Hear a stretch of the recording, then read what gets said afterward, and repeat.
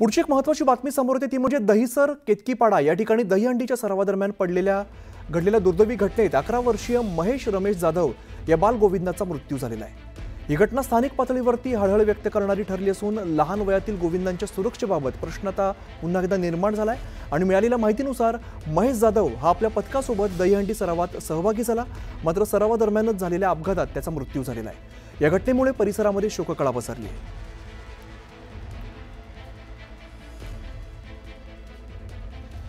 विजय वंजारा आमचे प्रतिनिधी अधिकची माहिती देतात। विजय, हा कशामुळे अपघात झालाय, काय कारण समोर येत आहे?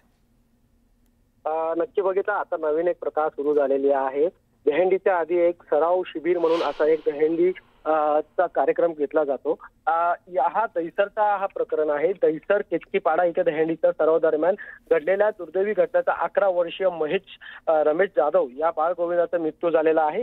ही घटना स्थानिक पातळीवरती हळहळ व्यक्त करणारी ठरलेली असून लहान वयातल्या गोविंदाच्या पथकाचा आता हे सुरक्षाबाबत गंभीर प्रश्न निर्माण झालेला आहे। मिळालेल्या माहितीनुसार महेश जाधव हा आपल्या पथकांसोबत दहीहंडी सरावात सहभागी झाला होता, मात्र सराव दरम्यान झालेला अपघात त्याचा मृत्यू झालेला आहे।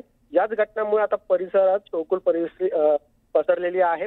यावरून आता हे स्पष्ट होत आहे की अनेक छोटा गोविंदा पथक कोणत्याही ठोस सुरक्षा शिवाय सराव करत आहेत। हेल्मेट, सेफ्टी बेल्ट या कुठलाही याचा वापर होतोय की नाही याच्या आधी, हा पथक लावण्याच्या आधी ज्या दहीकरक पथक आयोजक आहे ह्याचं खात्री करतायत की नाही हे सुद्धा आता प्रश्न निर्माण झालेला आहे। निश्चित विजय, धन्यवाद या सगळ्या माहितीसाठी।